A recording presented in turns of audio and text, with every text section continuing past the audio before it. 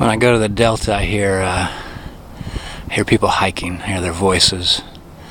And if they have children, I hear them from a ways way, way away. There's often a lot of Central South American fishermen along the river here, so sometimes I hear Spanish.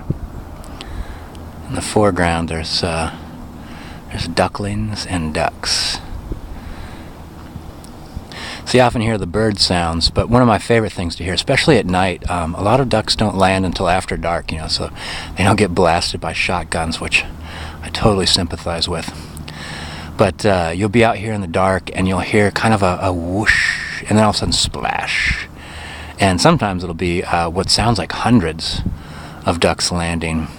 I've been out at Sovies Island, which is a massive, on the migration path, a massive amount of birds go through there. And I've heard some things that you can't even believe, like the epic amount of birds hitting the ground and taking off again. You of course hear dogs, and it's not just the whole barking and the galloping, which is fun, but it's the jingle of the tags, their registration and whatnot, their little permit, their doggy license, their license to be a doggy. Also, the bank crumbles, so there'll be splashes, and where there's some beavers or nutria or something like that, beavers especially will collect wood in pairs, and one will sit in the water and the other will pull stuff off the bank. And if you walk towards the bank, you walk towards that beaver working, the beaver in the water will do a big slap of the tail. Oh, there's the birds taking off. I'm talking about sounds, but you can't hear them because I'm talking over them, which is a shame. But then after the big slap, you get to hear that the beaver that on the shore just like slowly waddle down off the bank. They don't rush if they could avoid it. They're really fast in the water. So actually, I've seen a lot of eagles and osprey and different birds of prey up in there, and I love hearing that cry, the osprey. Oh, and actually, right over there on that dead tree, it's about ready to die. It's gonna take a left. There was an owl up in that tree one day at noontime, and there was a murder of crows, and the crows were landing in kind of like a globe around it. They wouldn't get close, but they tried to surround it, and they were landing on the opposite tree, and they were even landing down low. And they would take turns dive bombing the owl, and the sound was insane. The sound of the wind.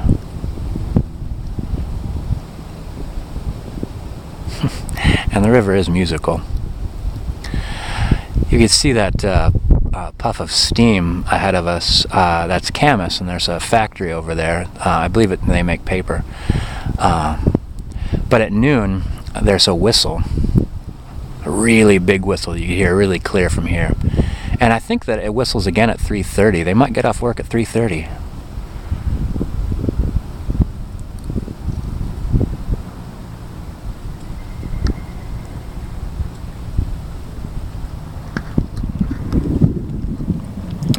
There's a small airport right over there. They have benches out there for employees and stuff like that, and I'll go sit there and have a lunch and watch planes take off and land. And I don't really think that it's odd. Like, I'm normally aware of dress, like how people dress in a certain environment. Like, do pilots dress a certain way? And other than they tend to wear they're more of a button-down shirt crowd, not a t-shirt crowd. So I go over there and I'm typically dressed just as they're dressed. I keep an eye out for that kind of thing, because when I want to hang out there, I don't want to stand out, but I don't. I go over there and have my lunch, and they do helicopter classes there, so you'll watch somebody practice landing. They'll just hop up and down like 60, 70 times. It's maddening. I want to shout, just take off already.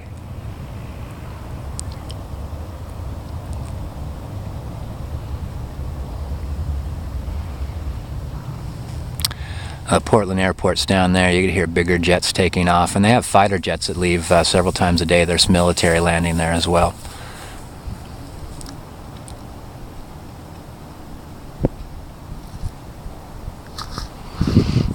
Sometimes the wind knocks down branches and leaves, and you'll hear either a gentle or a crashing sound come descending, which always alarms me.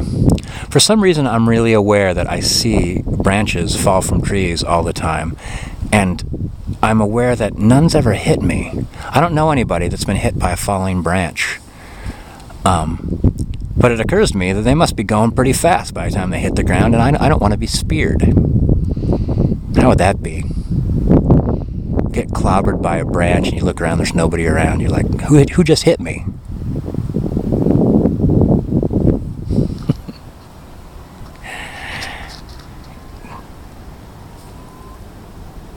Hear lonely cries of different birds out there.